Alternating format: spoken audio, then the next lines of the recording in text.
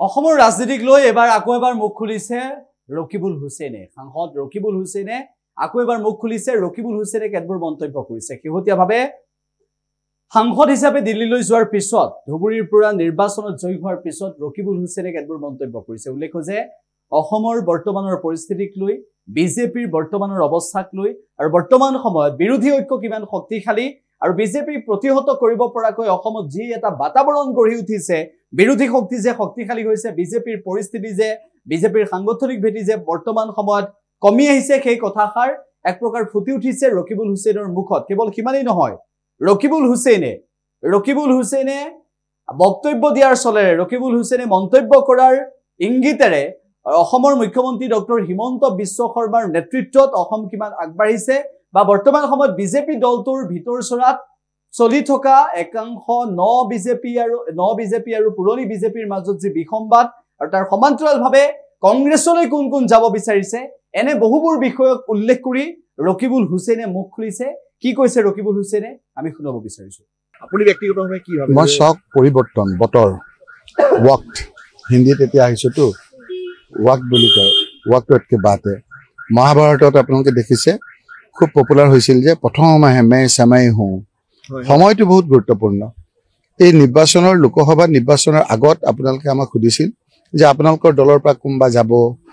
MLA যাব অমুক যাব আৰু এতিয়া আপোনালোকে আমাক সুধিছে আমাৰ দললৈ কোনোবা আহিব এই কথাটোৱে আপোনাৰ আজি চাওকচোন কিমান এটা বতৰৰ পৰিৱৰ্তন আজি আমাৰ দললৈ আহিব আমি কৈছো যে আমি চাইচিতি আমি লম আমাৰ উদ্ধতম কৰ্তৃপক্ষ আছে আমাৰ প্ৰদেশ কংগ্ৰেছ আছে সকলোৱে চাইচিতি লব এই যে পৰিৱৰ্তনটো হৈছে সেই পৰিৱৰ্তনটোৱে হৈছে যে বিজেপিৰ প্ৰতি মানুহে বিক্ষুব্ধ হৈছে মুখ্যমন্ত্ৰী হিমন্ত বিশ্ব শৰ্মাক মানুহে বিভিন্ন কথা বতৰাত বেয়া পাইছে তেওঁৰ অদ্ভুত কিছুমান কথা বতৰাই গোটেই পৰিৱেশবিলাক বিনষ্ট কৰিছে সেই কাৰণে তেওঁৰ প্ৰতি বিতুষ্ট হৈ বিজেপিৰ প্ৰতিও মানুহে বিতুষ্ট হৈ বহু লোক যে আহিব বিচাৰিছে এতিয়া দিনৰ পোহৰৰ দৰে এতিয়া স্পষ্ট হৈ গৈছে গতিকে আমিও সেই কাৰণে কৈছো যে চালি জাৰি আমাৰ তৃণমূল পৰ্যায়ৰ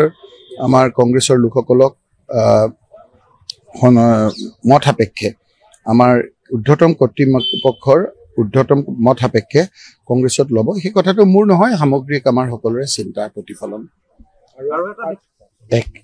সকলে দুকলে কথাটোতো আমিতো সামগ্ৰিকভাৱে যেতিয়া আমাৰ এমএলএ ইলেকশ্যন হ'ব 126টা সমষ্টি তেতিয়াতো আমাৰ সভাপতিও কৈছে আমি একেলগে কৰিমেই আৰু যাৰ যি শক্তি আছে সেই কথাবিলাক আমিতো সেইমতেহে কৰা হ'ব গতিকে 126টা সমষ্টিৰ যেতিয়া নিৰ্বাচন হ'ব তেতিয়া আমি একেলগে খেলিম সেইটোক আমাৰ কোনো কৰা নাই উপনিৰ্বাচনটো আপোনালোকে অকলে আমাৰ যাৰ যি শক্তি সেইটোহে কৈছে যদি তেওঁলোকৰ বেলেগৰ শক্তি আছে বেলেগে কৰিব কিন্তু আমি কৈছো যে আমাৰ শক্তি সেইকেইটা সমষ্টিত আছে কাৰণে আমি সেইকেইটা শক্তিত আমি যুঁজাৰ কথা কৈছো কিন্তু 126টা সমষ্টি যেতিয়া নিৰ্বাচন হ'ব আমি সকলোৱে একেলগে কৰা কথা যিকোনো খবৰৰ বাবে যোগাযোগ কৰক আমাৰ এই নম্বৰত 7099017330 আৰু